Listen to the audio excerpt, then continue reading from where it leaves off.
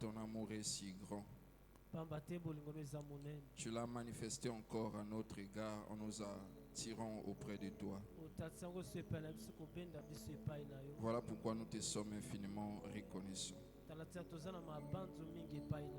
Merci pour ce deuxième jour d'intercession. Merci pour tout ce que tu as réservé encore ce soir. Nous te rendons hommage, Père bien-aimé. Et notre prière ce soir est que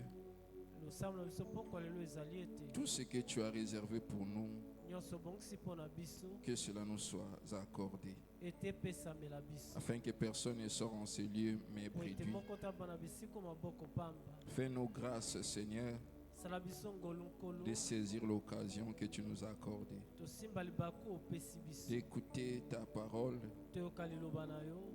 oui, d'avoir aussi la capacité de la mettre en pratique.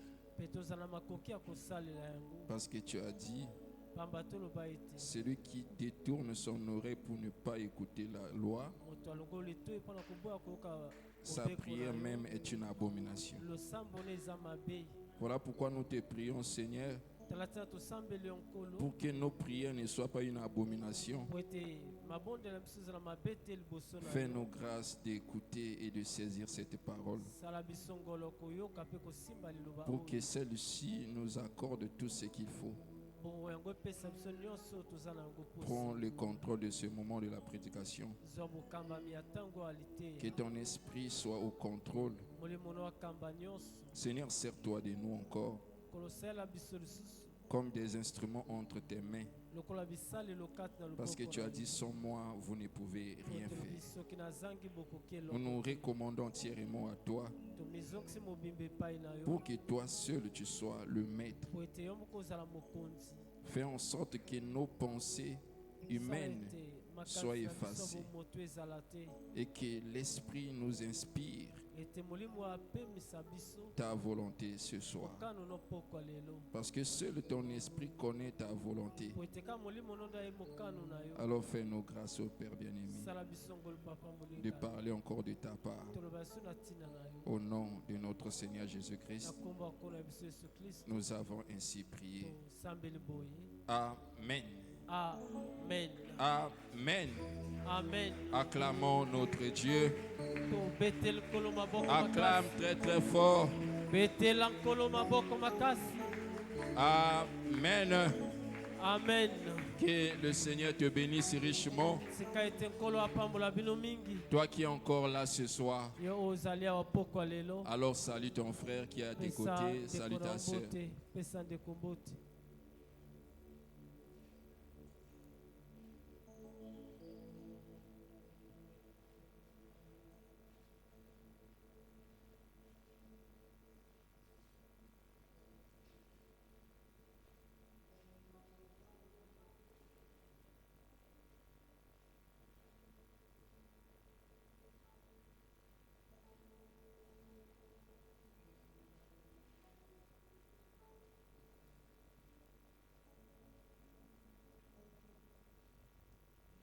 Amen. Amen. Alors vous pouvez vous asseoir pour un instant. Que le Seigneur te bénisse, qu'il te fasse du bien, car tu as trouvé grâce encore de s'approcher dans sa... Amen. Amen. Parce qu'aujourd'hui, nous sommes au deuxième jour de notre intercession.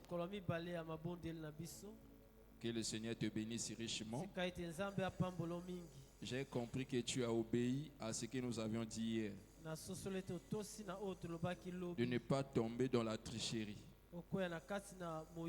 Amen. Amen. Donc tu as fait en sorte de suivre tel que le Seigneur le veut. De venir ici le premier jour et d'être encore là le deuxième jour. Et comme tu es encore là le deuxième jour, ne cherche pas à fuir le dernier jour. Amen. Amen. Car la Bible dit, vaut mieux la fin d'une chose que son commencement. Amen. Amen. Donc nous sommes toujours dans la marche. tel que je viens de le dire, que nous sommes au deuxième jour,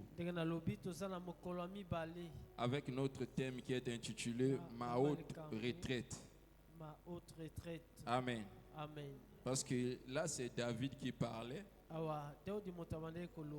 Il n'a pas dit que Dieu est une haute retraite pour tout le monde. Mais il dit plutôt à lui-même que Dieu est ma haute retraite. Amen. Or, quand il parle de la haute retraite, tel qu'on dit en lingala, esika kokima, donc un lieu de refuge. Amen. Parce que même dans la loi, le Seigneur avait recommandé, amen, de créer des villes de refuge. Amen. Parce que quand on aura un meurtrier, la personne en question ne tombe pas entre les mains du vengeur de sang. Amen. Voilà pourquoi on avait placé les villes de refuge. Or, ce qu'on avait fait dans la loi, la Bible dit que la loi possède une ombre des choses. Amen. Or, dans la réalité, quand David parle d'une haute retraite, lui-même explique cela. Amen. Et c'est dans les détails que nous comprenons. Quand David parlait de sa haute retraite, il ne parlait pas d'un lieu physique dans le monde, mais il parlait plutôt de Dieu. Amen. La manière où Dieu s'est révélé à lui, il avait compris que Dieu, c'est lui sa haute retraite. Alors levons-nous, nous allons lire notre fameux psaume 18.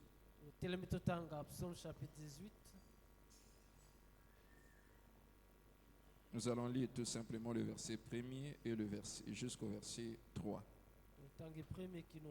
Amen. Psaume chapitre 18. Lisons la parole de Dieu. Amen. Au chef des chantres du serviteur de l'Éternel, de David, qui adressa à l'Éternel les paroles de ce cantique. Lorsque l'Éternel l'eut délivré de la main de tous ses ennemis et de la main de Saoul, il dit: Je t'aime, ô Éternel, ma force. Éternel, mon rocher, ma forteresse, mon libérateur. Mon Dieu, mon rocher, où je trouve un abri, mon bouclier, la force qui me sauve, ma haute retraite. Amen. Amen. Que le Seigneur bénisse sa parole. Vous pouvez prendre place. Amen. Amen. Alors suivez-nous maintenant attentivement et je crois que le Seigneur te bénira. Amen. Mais si seulement tu suis attentivement. Amen. Amen. Donc ici, c'est David qui loue l'Éternel. Tel qu'on nous l'avait expliqué hier, que c'était après avoir été délivré de ses ennemis, il a considéré tout ce que l'Éternel a fait à son égard. Et ici, David commence à louer l'Éternel. Parce qu'on ne loue Dieu qu'après la victoire. Ça veut dire qu'après avoir reçu une victoire, maintenant l'homme peut louer l'Éternel. Parce que quand on loue Dieu, on est en train de montrer aux hommes ses hauts faits. Ça veut dire ce que Dieu a fait. Amen. Voilà pourquoi quand David parle ici, la Bible explique d'abord que c'était après avoir été délivré entre les mains de ses ennemis et la main de Saoul qui le pourchassait. Maintenant, quand il commence à louange, il dit ceci: Je t'aime, ô Éternel, ma force. Amen. Donc il parle à Dieu il dit qu'il aime Dieu car Dieu est sa force. Donc David a compris que la force qu'il avait pour s'échapper de ses ennemis ne viendra pas de lui-même. Il a compris que sa force venait de l'Éternel. Amen. Voilà pourquoi même quand il avait vaincu Goliath, il avait compris que sa force ne venait que de l'Éternel.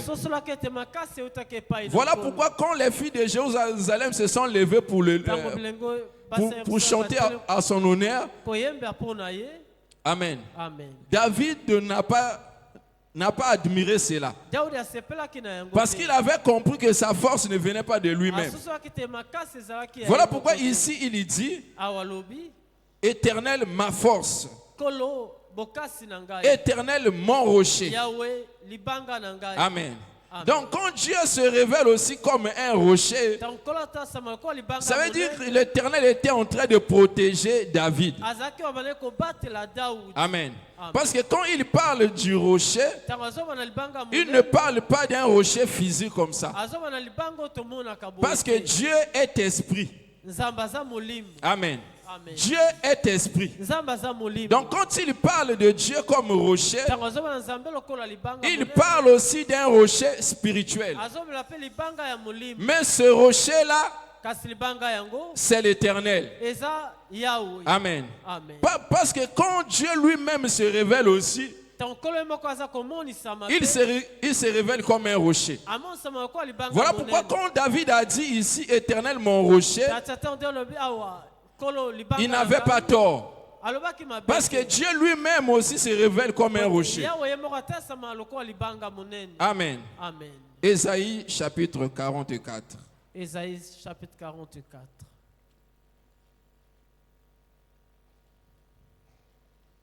Ésaïe 44, le verset 8.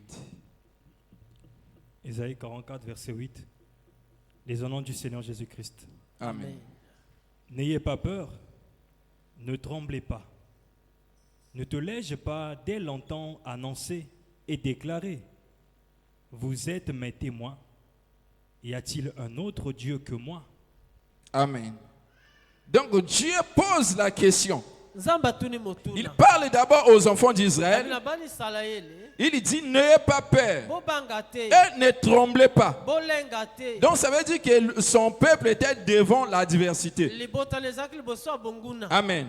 Mais il rassure son peuple pour dire n'ayez pas peur et ne tremblez pas. Ne t'ai-je pas dit dès longtemps? Ne te l'ai-je pas dès longtemps annoncé et déclaré? Amen. Il dit, vous êtes mes témoins. Alors qu'est-ce qu'il dit? Y a-t-il un autre Dieu que moi? Amen. Il pose la question. Il dit, y a-t-il un autre Dieu comme moi? Amen. Donc la réponse est que en dehors de l'Éternel, il n'y a pas un autre Dieu. Amen. Donc le seul Dieu, c'est l'Éternel. On continue. Il n'y a pas d'autre rocher. Je n'en connais point. Amen. Il dit, il n'y a point d'autre rocher. Je n'en connais point. Donc ça veut dire il n'y a qu'un seul rocher. Amen. Il n'y a qu'un seul rocher où David trouvait son refuge, qui est l'Éternel. Amen. Donc il n'y a qu'un seul rocher. Mais quand ce rocher protège, ce rocher ne laisse pas l'homme sur la terre. Voilà pourquoi David dit, Éternel, ma haute retraite. Amen.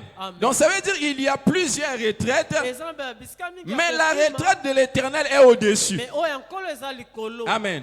Voilà pourquoi il dit ma haute retraite. Amen.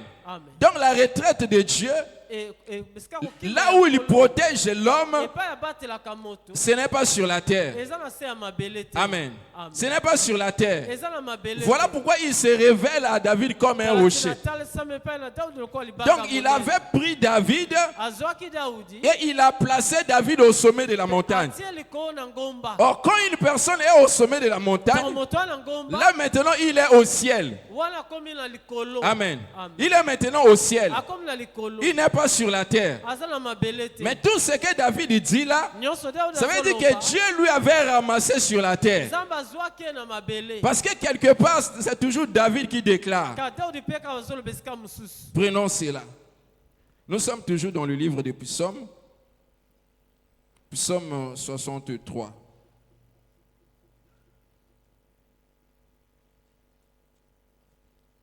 Psaume 63, en 61, le verset 3. Psaume 61, verset 3. Du bout de la terre, je crie à toi, le cœur abattu. Conduis-moi sur le rocher que je ne puis atteindre. Amen. Amen. Il dit, du bout de la terre, je crie. Amen. Amen. Donc David était d'abord sur la terre, mais il crie maintenant à Dieu. Parce que Dieu est au ciel. Amen. Amen. Dieu est au ciel. Voilà pourquoi le Seigneur dit, quand vous priez, dites ceci. Notre Père qui est aux cieux. Amen. Amen. Donc Dieu ne réside pas sur la terre. Dieu est au ciel. Mais quand David crie à Dieu, il dit, je crie à toi. Amen. Amen. Conduis-moi vers les rochers. Amen. Il dit, conduis-moi vers le rocher, sur les rochers que je ne puis atteindre. Donc David, de ses propres efforts, il dit que lui-même ne peut pas atteindre ces rochers. Donc ça veut dire que ces rochers étaient au-dessus de lui. Mais pour monter là-bas, il faut que Dieu te prenne sur la terre et t'emmène là-bas. Mais quand tu te trouves sur les rochers, quand tu te trouves maintenant sur les rochers, amen.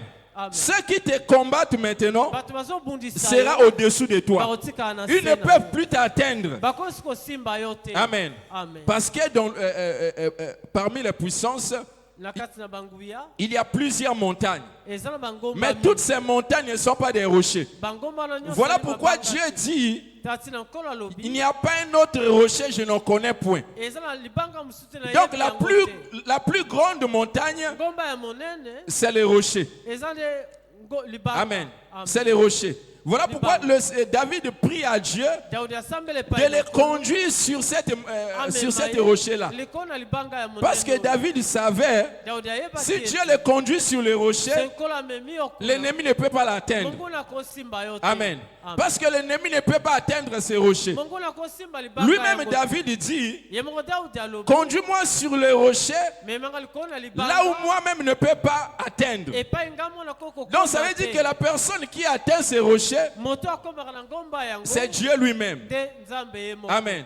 Voilà pourquoi David dit à Dieu de le conduire sur ces rochers-là.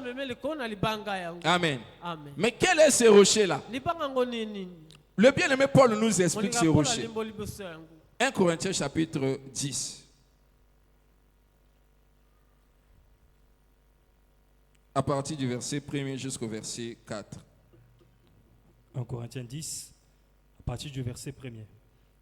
Frères, je ne veux pas que vous ignoriez que nos pères ont tous été sous la nuée, qu'ils ont tous passé au travers de la mer, qu'ils ont tous été baptisés en Moïse, dans la nuée et dans la mer, qu'ils ont tous mangé le même aliment spirituel et qu'ils ont tous bu le même breuvage spirituel, car ils buvaient à un rocher spirituel qui les suivait, et ce rocher était Christ. Amen. Amen. Donc ici, le bien-aimé Paul nous explique le rocher. Tel que je l'avais dit, le rocher en question, ce n'est pas un rocher physique, mais c'est un rocher spirituel. Voilà pourquoi quand il parle au sujet des enfants d'Israël qui ont été conduits dans le désert par Moïse, ils disent qu'eux tous ont bu le même breuvage spirituel. Amen. Il explique maintenant, il dit car ils ont bu par un rocher qui les suivait. Il dit que ce rocher en question, c'était Christ. Amen. Parce qu'avec les enfants d'Israël dans le désert, ils ont vu un rocher physique comme ça qui faisait sortir de l'eau. Mais la Bible dit que ce rocher en question les suivait. Amen. Donc, il y a un phénomène terrible aux hommes. Les banques télémi boye, ils ont accompagné. Amen. Donc, c'était un miracle que Dieu avait opéré dans le désert.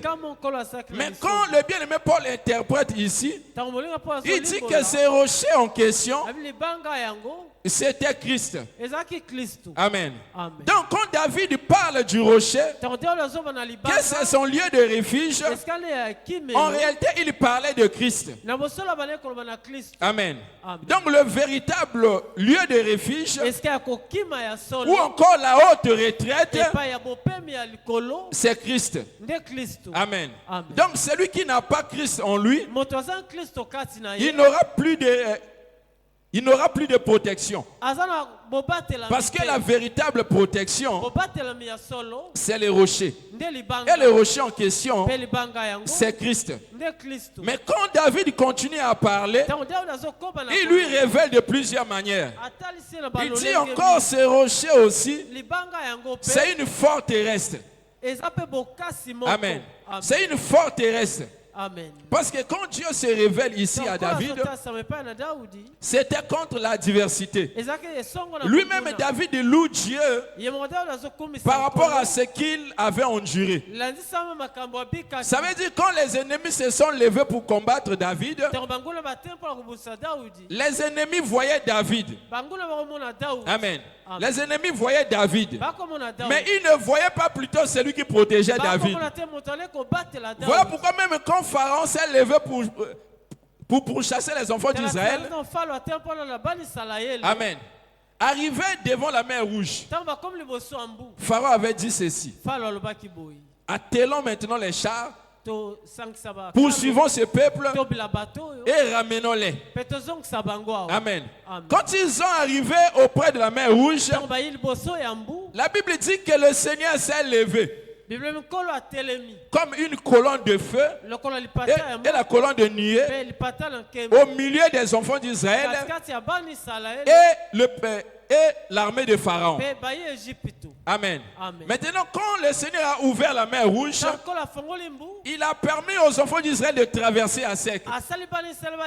Mais quand les chars de Pharaon sont entrés dans la mer, la Bible dit que le Seigneur a fait en sorte que les punais des chars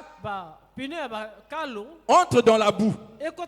Maintenant, quand Pharaon a vu cela, il a dit ceci: fuyons devant le Dieu d'Israël, car il combat pour eux. Donc Pharaon a vu l'Éternel quand l'Éternel a commencé à combattre son armée. Mais quand il voyait d'abord le peuple, il a vu seulement ce peuple-là. Je peux les combattre et les ramener en Égypte. Mais quand l'Éternel s'est levé, il a compris que l'Éternel est de leur côté. Il dit maintenant, fuyons devant l'Éternel. Amen. Voilà pourquoi même quand quand le roi Balak a appelé Balaam pour maudire les enfants d'Israël. Amen. Pour maudire les enfants d'Israël. Or, en ces temps-là, Israël avait l'Éternel pour rocher. Amen. Dans le désert, Israël avait l'Éternel pour rocher. La Bible dit que le peuple d'Israël campait sur les plains de Moab. Amen. Donc l'Éternel a demandé à Israël de se camper sur les plains de Moab.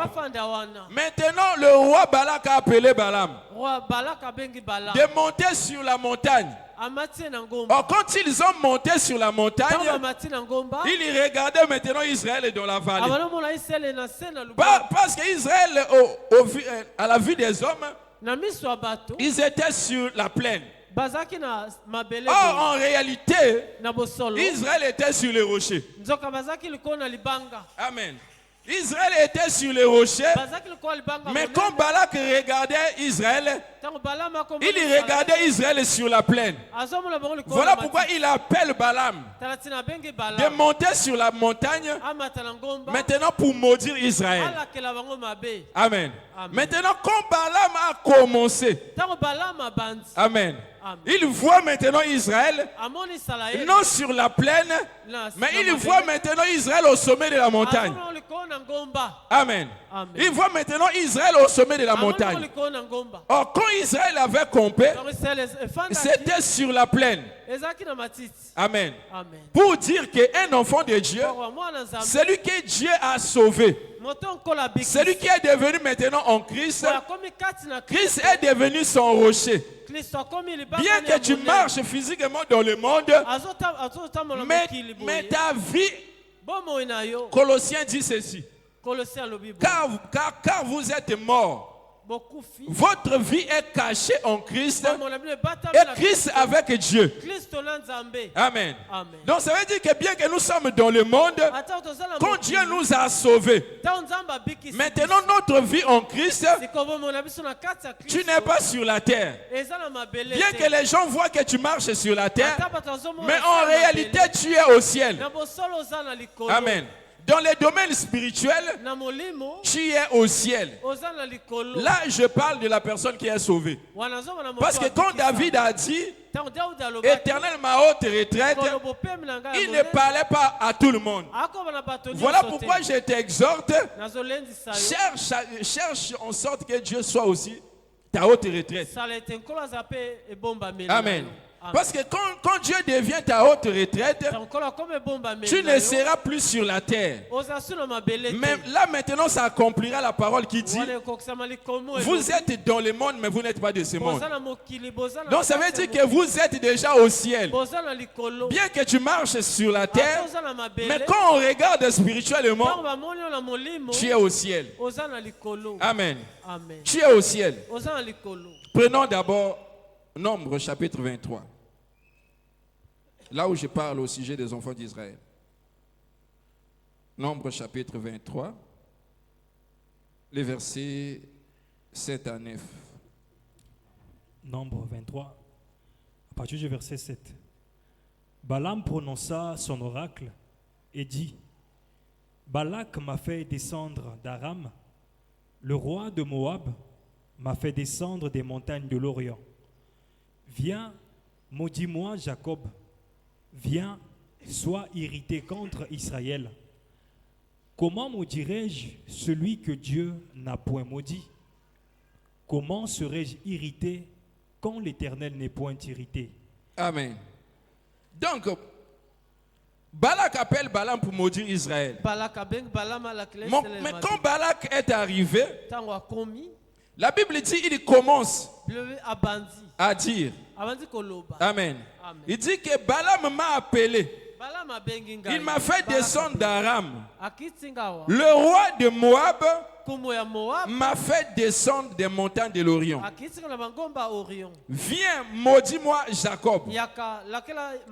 Donc Balak a appelé Balaam pour maudire les enfants d'Israël. Parce qu'il avait entendu les échos des enfants d'Israël. Comment ils ont terrassé Pharaon et comment ils ont terrassé des armées dans le désert. Amen. Après avoir entendu cet écho, Balak a eu peur maintenant. Il appelle Balaam parce que Balaam était un prophète. Le roi Balak reconnaît que celui que Balaam maudit est maudit aussi. Voilà pourquoi il lui appelle pour maudire Israël. Amen. On continue. Comment maudirais-je celui que Dieu n'a point maudit? Il pose la question, comment maudirais-je celui que Dieu n'a point maudit? Amen. Parce que celui qui n'est pas sauvé est sous la malédiction. Mais celui que Dieu a sauvé est béni. Amen. Est béni. Maintenant, quand il voit Israël, c'est un peuple que Dieu a sauvé de l'Égypte. Mais arrivé dans le désert, Balak cherche qu'on puisse maudire Israël. Maintenant, Balak me pose la question. Comment maudirais-je celui que Dieu n'a point maudit? Amen. Donc, si Dieu ne t'a point maudit, personne ne peut te maudire. Parce que tu n'es pas sous la malédiction, mais tu es sous la bénédiction de Dieu. Dans d'autres termes, tu es sous la protection. Voilà pourquoi l'ennemi peut comploter de plusieurs manières. Mais il ne peut plus t'atteindre parce que tu es sous la protection. Tu es dans la haute retraite. Amen. Tu es dans la haute retraite. Tel que Israël était. Amen. Balak pose la question à Balak. Comment maudirais-je celui que Dieu n'a point maudit? Amen. Comment serais-je irrité quand Dieu n'est point irrité? Donc ça veut dire que quand l'ennemi peut toucher un enfant de Dieu, si seulement Dieu lui-même s'est irrité contre toi. Mais aussi longtemps que Dieu ne s'est jamais irrité contre toi, le diable ne peut pas. Amen. Le diable ne peut pas. Donc ici longtemps que Dieu ne s'est pas irrité contre Israël, ils étaient toujours sous la protection de Dieu. Amen. Balaam pose la question. Comment irritais-je là où Dieu ne s'est point irrité? Le verset 9. Je le vois du sommet des rochers. Il dit je le vois du sommet des rochers. Donc Israël qui était campé sur la plaine de Moab, parce que si on retourne en arrière, je crois toujours au chapitre 1er au chapitre 23 au verset 1er, ou encore dans le chapitre 22, la Bible dit Israël campait sur les plaines de Moab. Amen. Israël campait sur les plaines de Moab. Mais quand maintenant Balak est venu, il était monté sur la montagne et il voyait Israël en bas. Amen. Maintenant, quand il prononça son oracle, prophétiquement parlant, ou encore d'une manière spirituelle, il dit ceci: je les vois sur le sommet des rochers. Amen. Donc Israël physiquement était sur la plaine de Moab, mais spirituellement, il y avait un rocher qui les transportait. Donc quand Israël se tenait sur le sommet des rochers, Balaam et Balak, malgré ils étaient sur les montagnes aussi, ils les voyaient maintenant au-dessus. Amen. Ils voyaient maintenant Israël au-dessus, là où ils ne pouvaient plus maudire. Amen. Mais si Israël se voyait seulement au-dessous, Balaam aura le pouvoir de maudire Israël. Mais comme maintenant Balaam voit Israël, il les voit maintenant au sommet du rocher. Amen. Donc ça veut dire que la haute retraite d'Israël, c'était aussi Christ. Amen. C'était aussi Christ, tel que bien-aimé Paul l'explique. Que les rochers qui les accompagnaient, c'était Christ. Amen. Or, la haute retraite, c'est un lieu de refuge. Prenons encore Psaume. Psaume 73. Non, Psaume 71, le verset 3 encore. 71, le verset... Psaume 71. Verset 3. Verset 3. Sois pour moi un rocher qui me serve d'asile. Ah, il dit, sois pour moi un rocher qui me serve d'asile. Amen. Ici, c'est toujours une prière. Amen. Il dit, sois pour moi un rocher qui me serve d'asile. Donc, le rocher, c'est un lieu d'asile. Amen. On continue. Où je puisse toujours me retirer. Tu as résolu de me sauver, car tu es mon rocher et ma forteresse. Amen. Il dit, sois pour moi un rocher qui me serve d'asile, où je puisse toujours me retirer.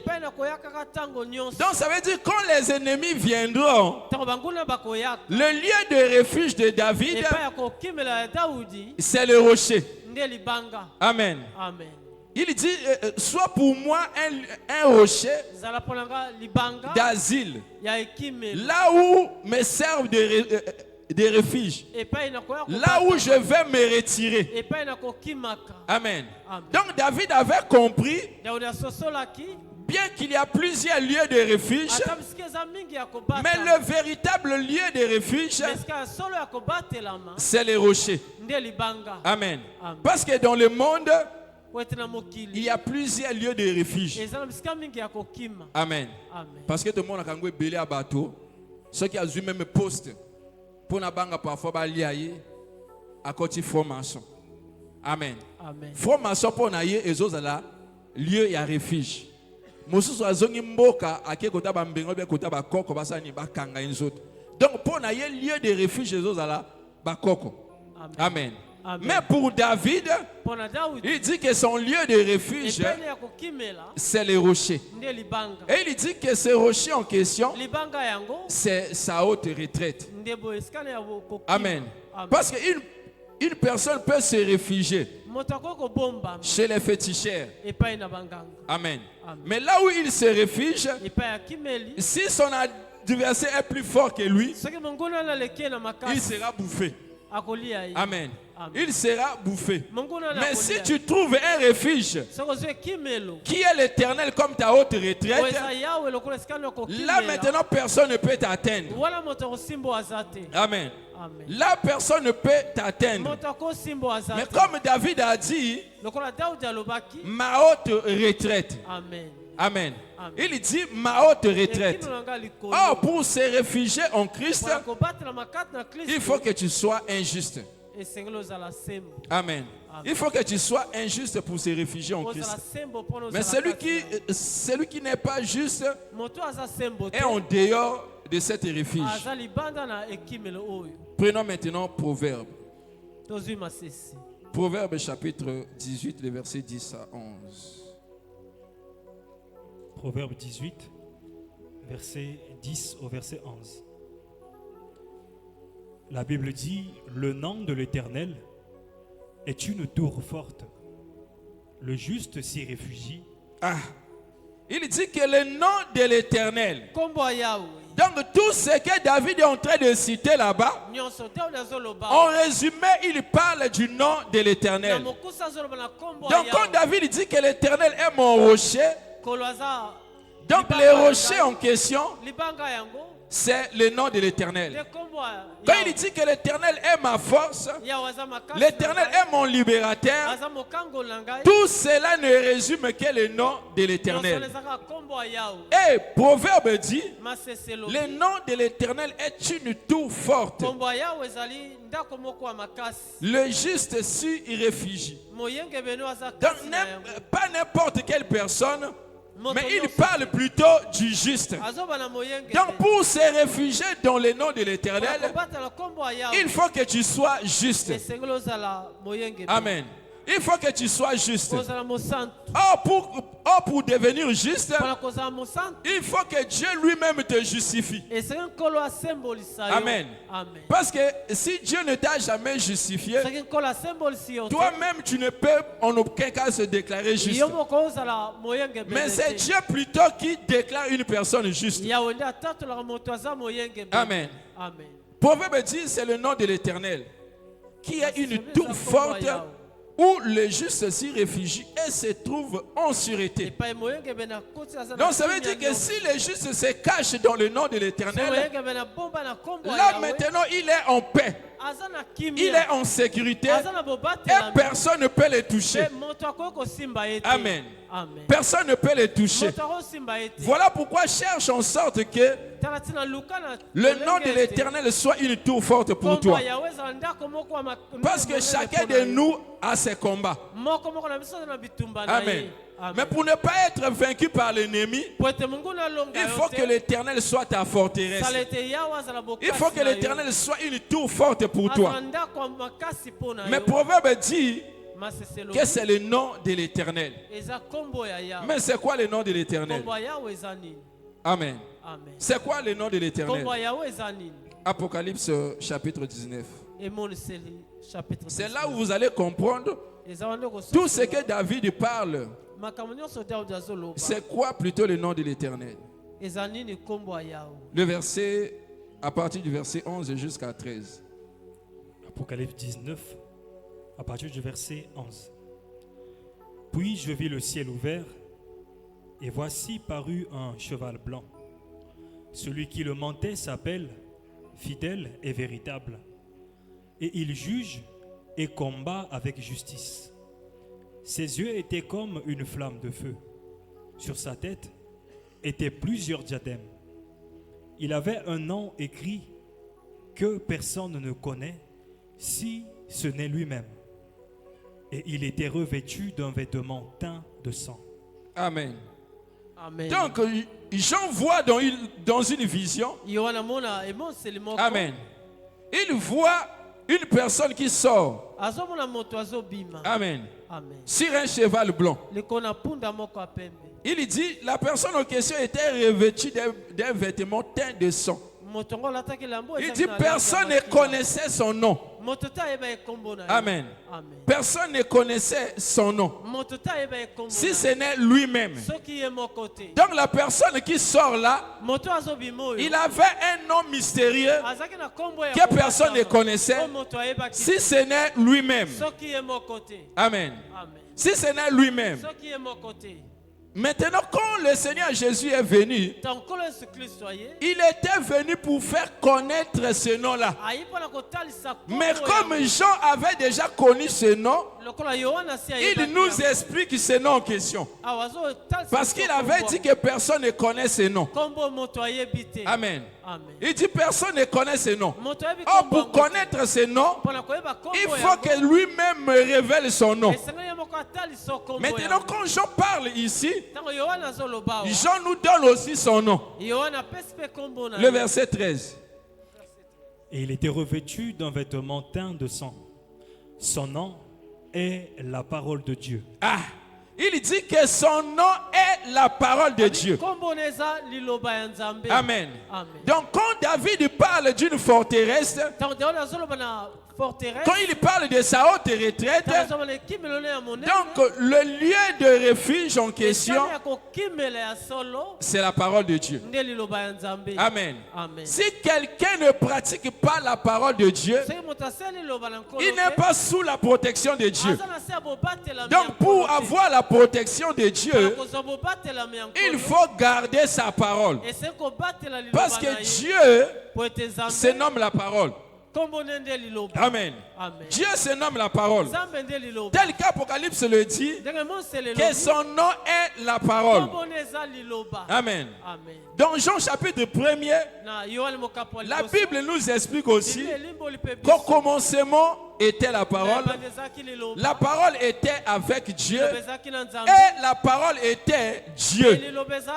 Maintenant la Bible dit au verset 14 que cette parole s'est faite chair et elle a habité parmi nous. Donc quand le Seigneur Jésus-Christ est venu, C'était lui la parole faite chair. Amen. Ça veut dire que la parole qui était spirituelle s'est faite chair. Amen. La Bible ne dit pas que la parole a fait la chair, non. Parce que si la parole avait fait la chair, la parole sera en dehors de cette chair. Mais la Bible dit que cette parole s'est faite chair. Amen. Donc cette parole qui était esprit s'est faite chair. Or quand il a quitté la chair, il est retourné encore esprit. Mais ce qu'il nous demande, c'est de demeurer dans sa parole. Et c'est ce qu'il avait recommandé aux disciples. Amen. Il leur avait dit de demeurer dans sa parole. Parce que la parole, c'est ça le lieu de refuge. Amen. Si tu veux vivre en sécurité, malgré les adversités, le secret est la pratique de la parole de Dieu. Amen. Quand tu pratiques la parole de Dieu, ça veut dire que cette parole deviendra une haute retraite pour toi. Amen. Cette parole deviendra un rocher pour toi. Maintenant, le rocher t'emmènera au ciel. Cette parole sera un bouclier pour toi, pour te protéger contre les flèches de l'ennemi. Parce que quand David parle dans sa louange, il a dit aussi que l'Éternel est aussi son bouclier. Amen. Que l'Éternel est son bouclier. Or, quand l'Éternel devient un bouclier, là maintenant on voit le soleil. Amen. Là maintenant on voit le soleil. Psaume 84, le verset 12. Psaume 84, verset 12. Car l'Éternel Dieu est un soleil et un bouclier. Amen. Amen. La Bible dit que l'Éternel Dieu est un soleil et un bouclier. Amen. Voilà pourquoi vous allez remarquer la femme d'Apocalypse 12. La Bible dit que cette femme était enveloppée du soleil. Or, quand cette femme était enveloppée du soleil, ça veut dire que le soleil est devenu son bouclier. Parce que les dragons se tenaient là. Amen. Parce que dans Apocalypse 12, quand on parle de cette femme, or cette femme, c'est l'église. Amen. Cette femme, c'est l'église. Mais où se trouve l'église? L'église se trouve sur la terre. Amen. L'église se trouve sur la terre. Maintenant, quand Jean voit dans la vision, il dit, je vois un signe paru dans le ciel, une femme enveloppée du soleil. Donc, quand Jean a vu cette femme, elle n'était pas enveloppée du soleil sur la terre. Mais il a vu cette femme au ciel enveloppée du soleil. Donc il était sur les rochers et avec le bouclier. Amen. Amen. Parce que n'oubliez pas, la chose qui nous emmène au ciel, c'est les rochers. Donc quand on parle que cette femme était enveloppée du soleil et la lune sous ses pieds, donc en d'autres termes que la lune est devenue le rocher. Amen. La lune est devenue le rocher pour que cette femme se tienne debout et qu'elle soit enveloppée du soleil. Maintenant le soleil devient son bouclier. Or le rôle du bouclier, Éphésiens chapitre 6 nous explique. Amen. Il dit, prenez par-dessus tous les boucliers de la foi pour éteindre les traits enflammés de l'ennemi. Donc ça veut dire que Dieu connaît les desseins de l'ennemi. Qu'il sera là pour lancer des traits. Amen. qu'il sera là pour lancer des traits. Voilà pourquoi il a enveloppé cette femme du soleil. Maintenant, quand le dragon est venu, le dragon n'a pas pu atteindre cette femme parce que la femme avait pour bouclier le soleil. Amen. La femme avait pour bouclier le soleil. Or, le bien-aimé Paul nous dit car votre adversaire, le diable, rôde tout autour de vous comme un lion rougissant. Donc, ça veut dire que quand une personne est enveloppée, le diable ne peut pas pénétrer, mais il commence maintenant à rôder tout autour. Maintenant, quand tu es protégé, pour que l'ennemi ne t'atteigne, il faut que toi-même tu laisses le bouclier. Amen. Il faut que toi-même tu laisses le bouclier. Maintenant l'ennemi t'atteindra. Aussi longtemps que tu auras toujours Dieu pour ton bouclier, tu seras toujours protégé. Le diable ne pourra pas pénétrer, mais il va seulement rôder tout autour. Amen. Il va seulement rôder tout autour. Voilà pourquoi dans Proverbe là-bas, la Bible dit que le nom de l'Éternel est une tour forte. Là où le juste s'y réfugie. Amen. Maintenant, David lui-même toujours continue à dire, prenons encore Psaume. Psaume 139.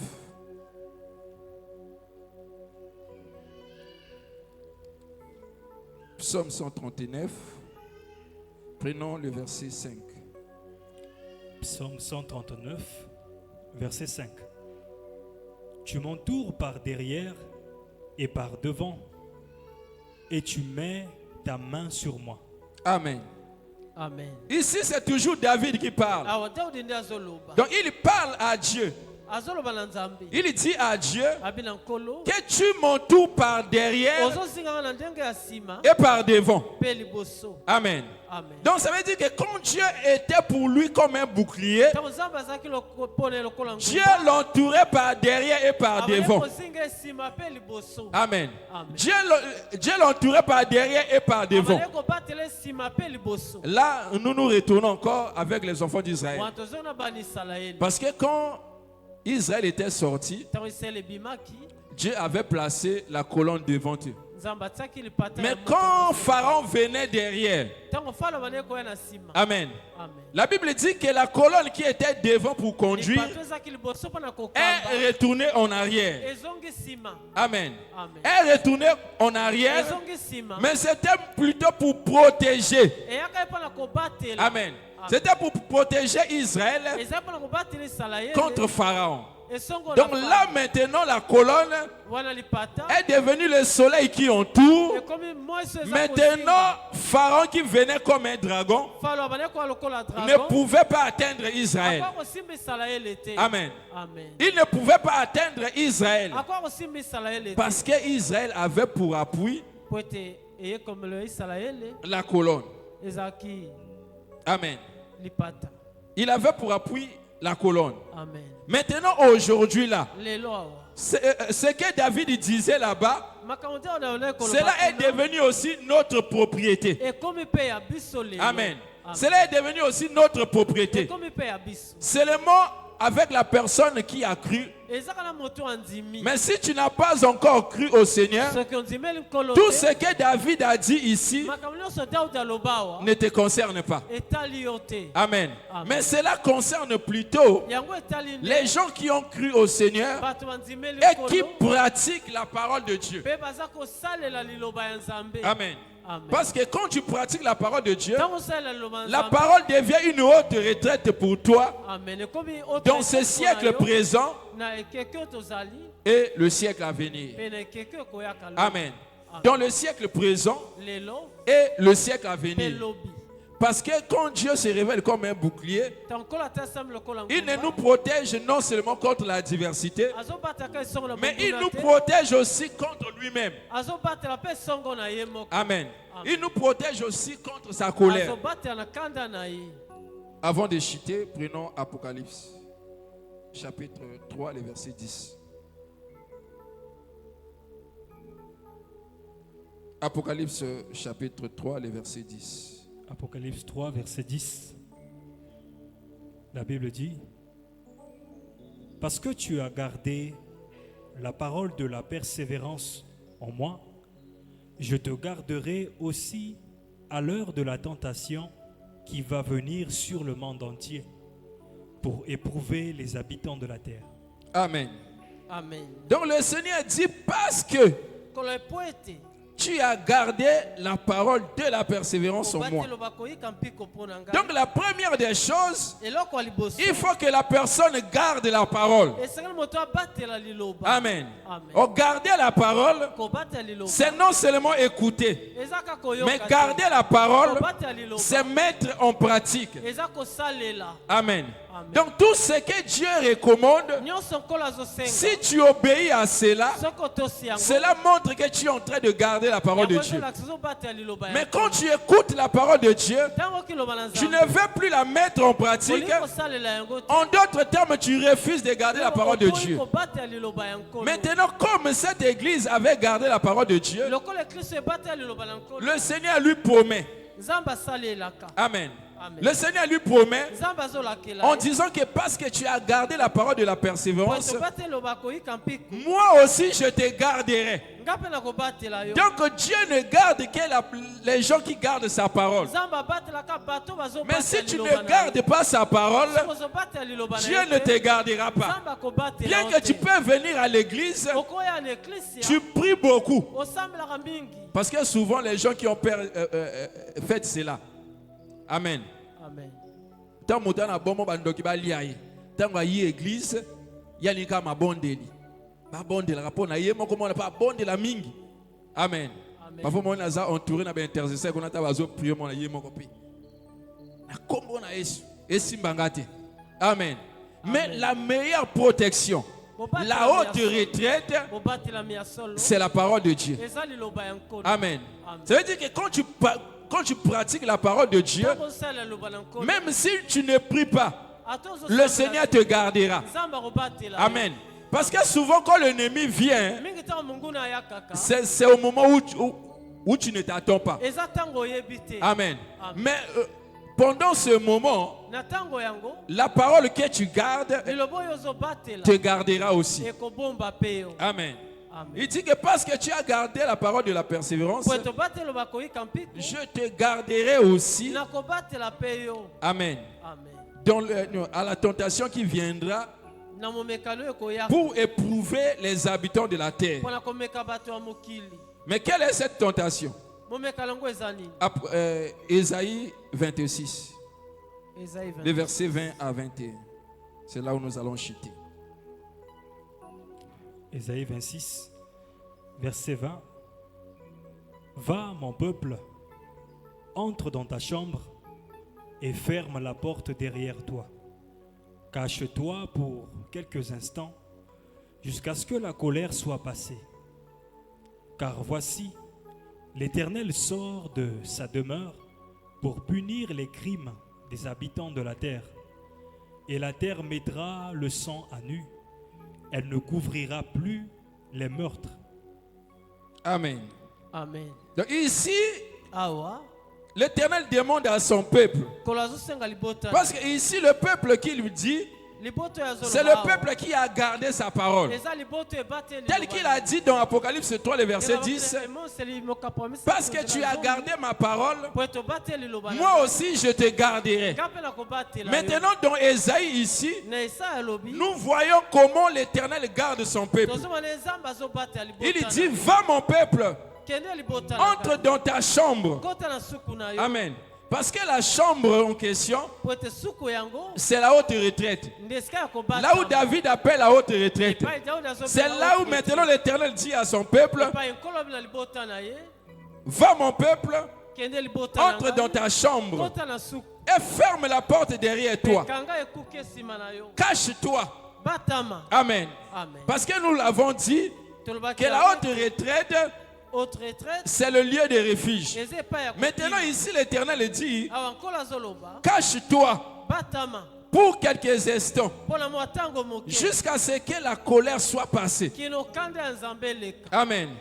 Parce que souvent aujourd'hui, les gens ont peur des démons. Amen. Voilà pourquoi ils viennent beaucoup à l'église. Mais il y a une colère à venir. Amen. Il y a une colère à venir. Amen. Qui viendra pour punir tous les habitants de la terre.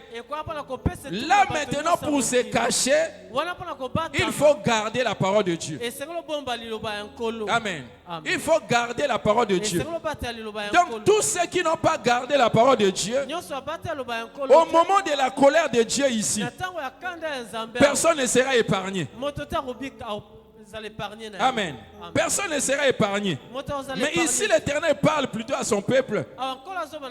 Il dit, va mon peuple, entre dans ta chambre, ferme derrière toi la porte et cache-toi pour quelques instants jusqu'à ce que la colère soit passée. Car voici l'Éternel sort de sa demeure pour punir les crimes des habitants de la terre. Amen. Or, les crimes que l'Éternel va punir, c'est le péché. Amen. Donc si tu es encore en train de commettre des crimes, bien que tu viens à l'église, tu déshonores l'Éternel, tu ne veux plus pratiquer sa parole. Tout ce qui sort de la bouche de ses serviteurs deviendra un jugement pour toi. Et quand ce jour viendra, tu seras puni. Amen. Tu seras puni. Maintenant, pour être protégé, l'Éternel le dit, parce que tu as gardé ma parole, moi aussi je t'ai gardé. Amen. Voilà pourquoi cherche à mettre toujours la parole de Dieu en pratique. Ne regarde pas ton voisin. Amen. Peut-être au monde en quand au sambera awa, au monde en a vie à désordre. Amen. Amen. Donc ils ont battu oyo malgré bazo te azo continuer à vivre ma vie. Bonga pe na osa loko là. Amen. Asaph voulait oser. Mais quand il est entré en lui-même, il a compris que si je le fais, je trahirai la race des élus. Parce que si tu vois une personne commettre de telles bêtises, comprends seulement qu'il n'est pas l'élu de Dieu. Mais toi qui es l'élu de Dieu, imite les bonnes choses. Amen. Imite les gens qui pratiquent la parole de Dieu. N'imite pas le mal, mais imite plutôt les gens qui pratiquent la parole de Dieu. Amen. Parce qu'au jour du jugement, chacun sera maintenant devant le trône de Dieu. Amen. Pour rendre compte à ses actes. Mais quand le Seigneur te parle aujourd'hui, David dit aussi ailleurs qu'aujourd'hui, si vous écoutez la voix de l'Éternel, n'endurcissez pas vos cœurs. Amen. Donc quand tu écoutes la parole de Dieu, pratique cette parole pour que celle-ci devienne un refuge pour toi. Que ça soit contre les ennemis et contre Dieu aussi. Amen. Mais si tu cherches à fuir seulement les sorciers, les démons, maintenant qui t'épargnera devant Dieu? Il n'y a que sa parole. Amen. Que le Seigneur te bénisse richement. On acclame très très fort notre Dieu. Acclame le Seigneur très très fort. Acclame, acclame, acclame. Amen. Amen. Amen. Alors levons-nous. Nous allons prier à Dieu bien-aimé.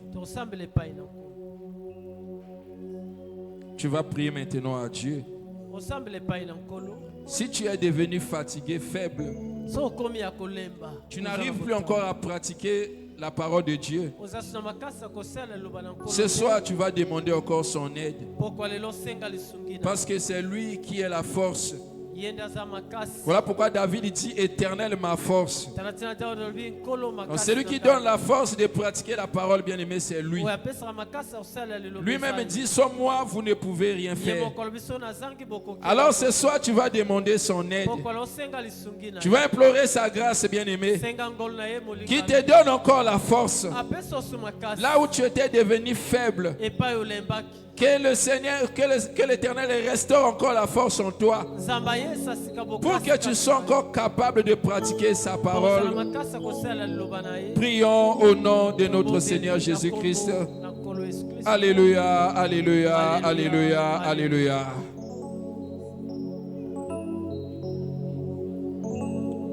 Prie à Dieu, bien-aimé.